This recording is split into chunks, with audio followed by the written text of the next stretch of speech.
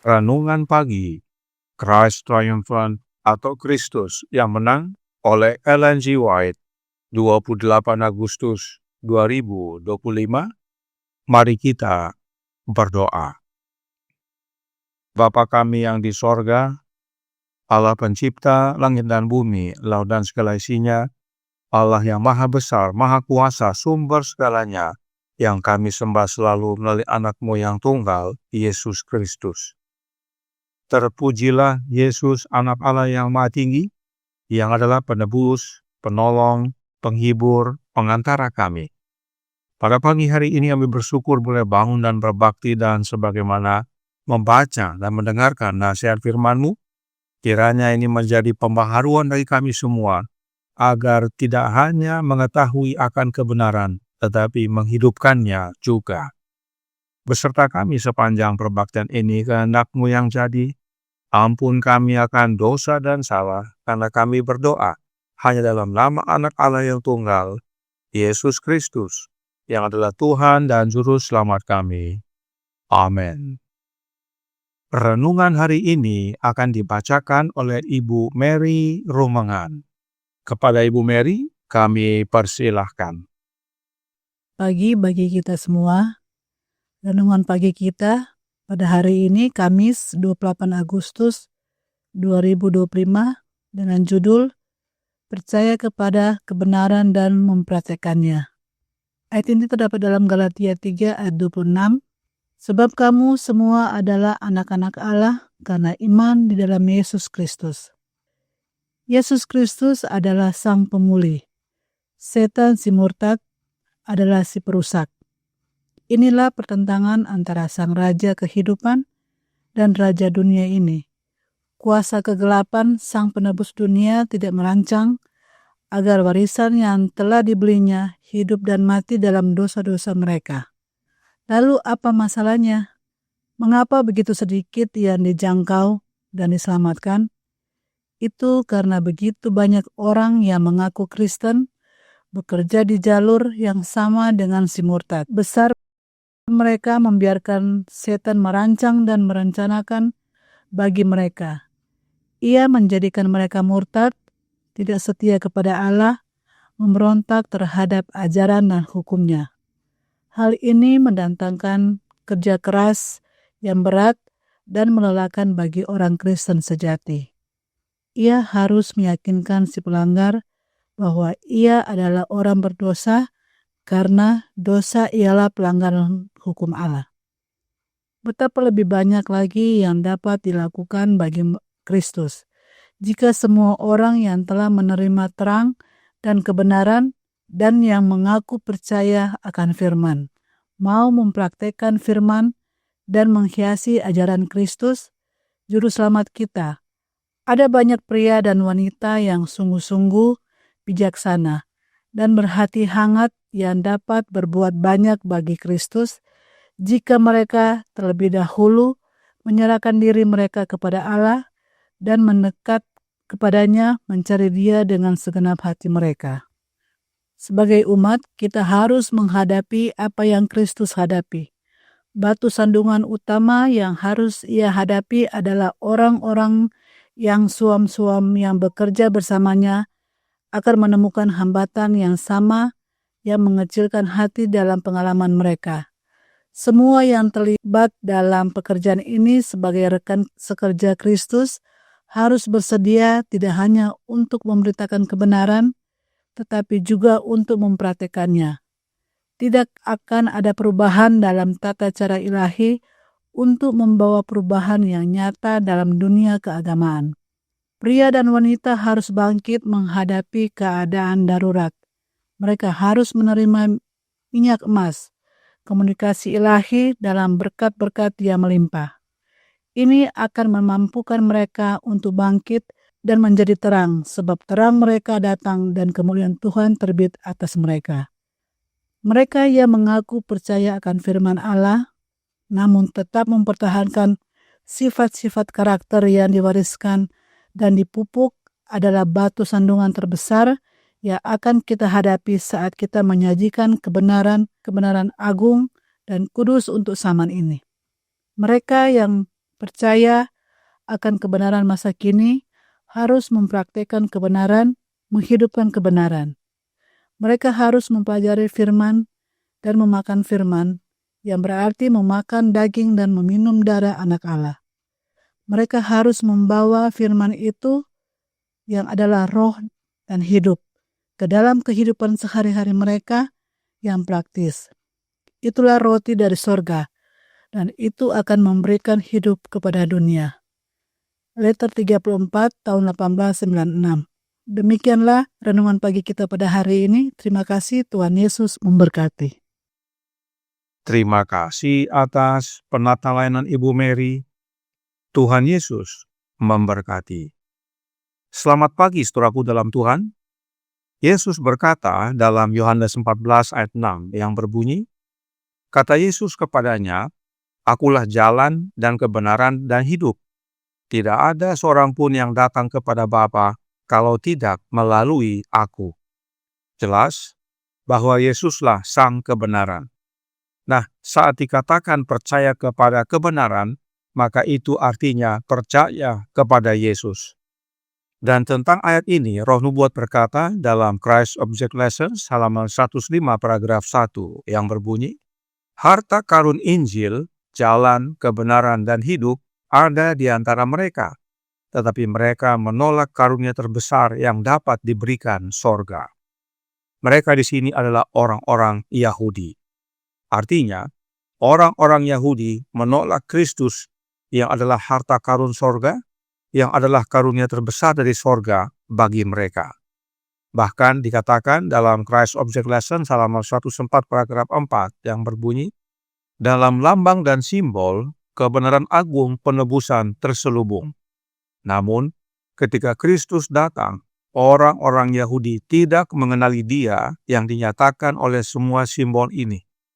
Mereka memiliki firman Allah di tangan mereka, tetapi tradisi yang telah diwariskan turun-temurun dan penafsiran manusia terhadap kitab suci menyembunyikan dari mereka kebenaran yang ada dalam diri Yesus. Tradisi manusia yang turun-temurun menyembunyikan Yesus dari pandangan orang-orang Yahudi. Bahkan dikatakan dalam Christ Object Lesson halaman 105 paragraf 1 yang berbunyi, Allah tidak menyembunyikan kebenarannya dari manusia. Dengan tindakan mereka sendiri, mereka mengabarkan kebenaran bagi diri mereka sendiri. Kristus memberikan banyak bukti kepada orang-orang Yahudi bahwa Dia adalah Mesias, tetapi ajarannya menuntut perubahan yang nyata dalam hidup mereka. Mereka menyadari bahwa jika mereka menerima Kristus, mereka harus meninggalkan pepatah dan tradisi yang mereka junjung tinggi, praktek-praktek mereka yang egois dan tidak saleh. Dibutuhkan pengorbanan untuk menerima kebenaran yang kekal dan tak berubah.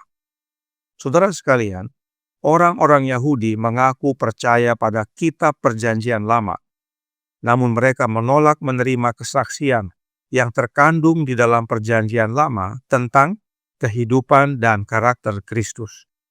Inilah kondisi orang-orang Yahudi jasmani.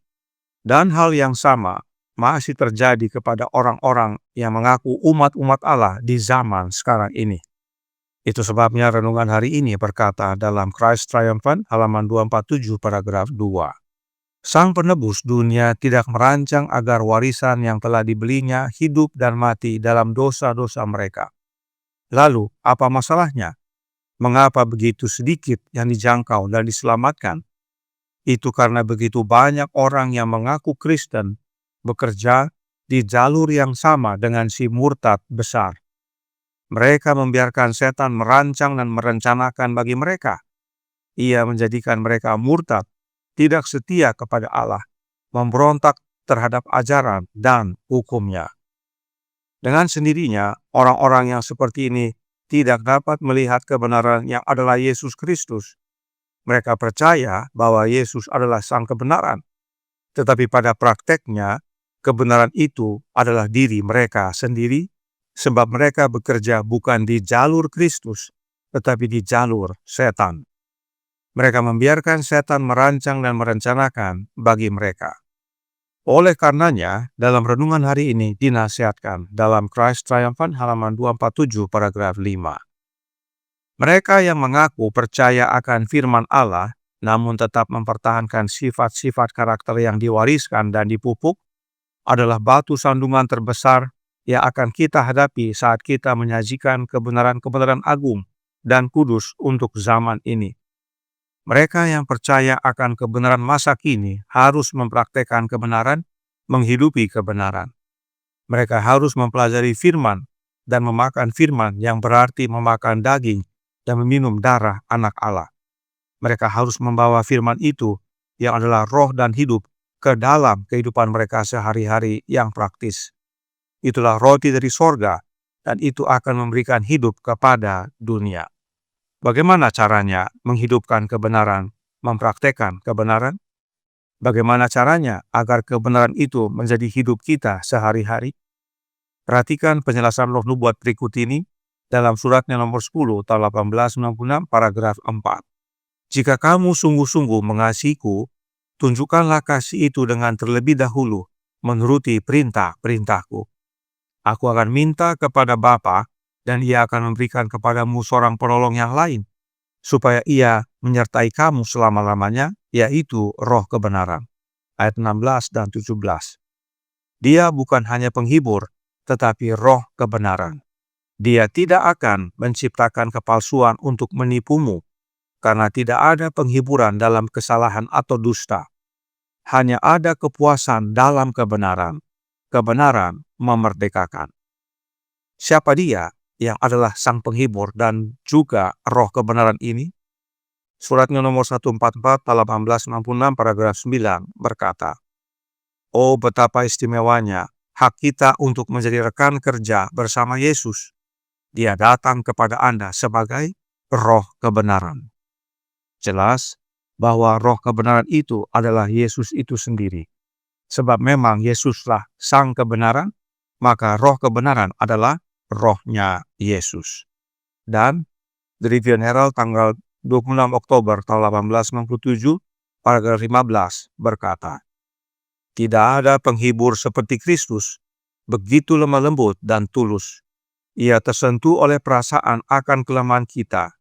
Rohnya, yaitu rohnya Kristus, berbicara ke hati." Yesuslah satu-satunya penghibur kita, tidak ada yang lain. Dan Yesus berbicara kepada kita oleh kehadiran rohnya dalam hati kita. Sebab rohnya Yesuslah yang adalah roh kebenaran.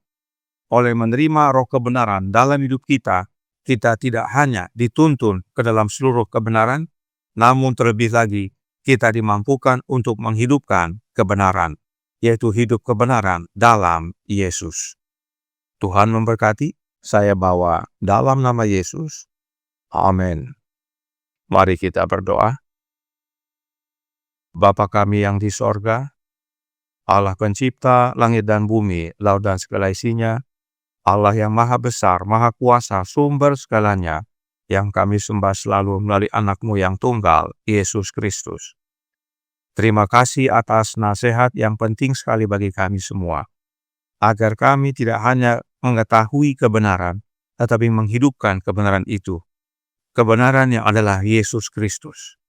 Dan satu-satunya cara untuk menghidupkan kebenaran adalah dengan menerima Kristus itu sendiri dalam hidup kami. Karenanya tolong kami ya Bapa, karuniakanlah sang penghibur dalam hidup kami, sang roh kebenaran, yaitu roh anak-Mu ya Bapa, sehingga kami menerima sang kebenaran dalam hidup kami, dan menuntun kami dalam seluruh kebenaran, serta memampukan kami untuk menghidupkan kebenaran itu dalam hidup ini. Hingga pada akhirnya saat Ia datang kedua kali, kami semua layak untuk menerima kehidupan yang kekal. Beserta kami sepanjang hari ini, kehendak-Mu yang jadi. Ampun kami akan dosa dan salah, karena kami berdoa hanya dalam nama Anak Allah yang tunggal, Yesus Kristus, yang adalah Tuhan dan Juru Selamat kami. Amin.